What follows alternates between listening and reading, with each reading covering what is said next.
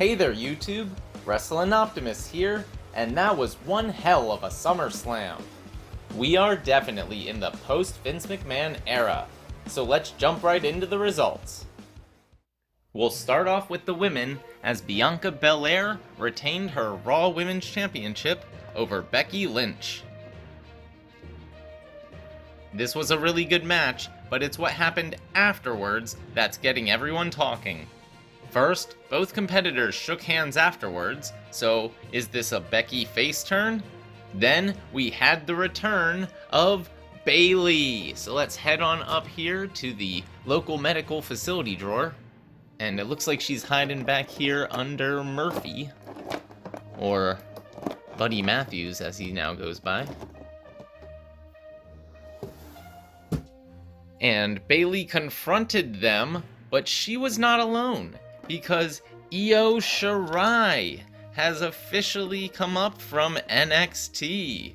And they still weren't alone. We have to go up to the free agent drawer because Dakota Kai actually made her return. So this is definitely the influence of Triple H, considering she was fired recently. So we'll put all of them together. Apparently this faction was proposed a while ago, but Vince McMahon said no. Under Triple H, however, looks like it's happening. I like it. The three of them stared down Bianca and Becky, and that was a really cool visual. Next up, let's head down to the men, where The Miz was defeated, predictably, by Logan Paul. This was despite interference from Ciampa.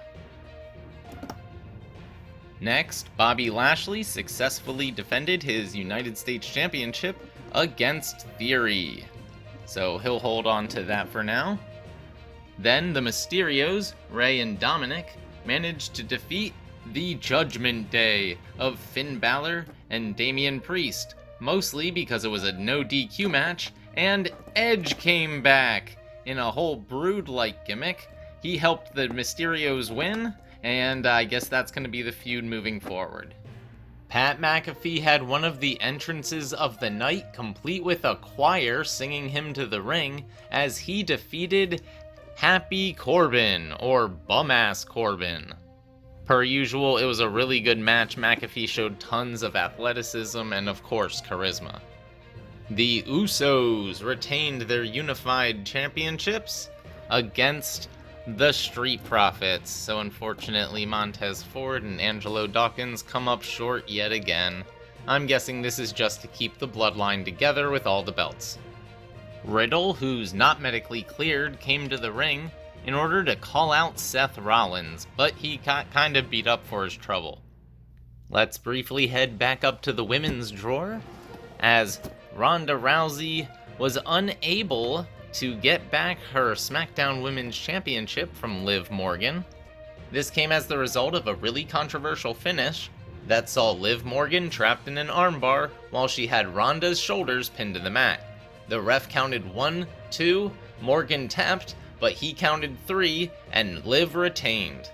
Obviously, this gives Ronda something to gripe about moving forward.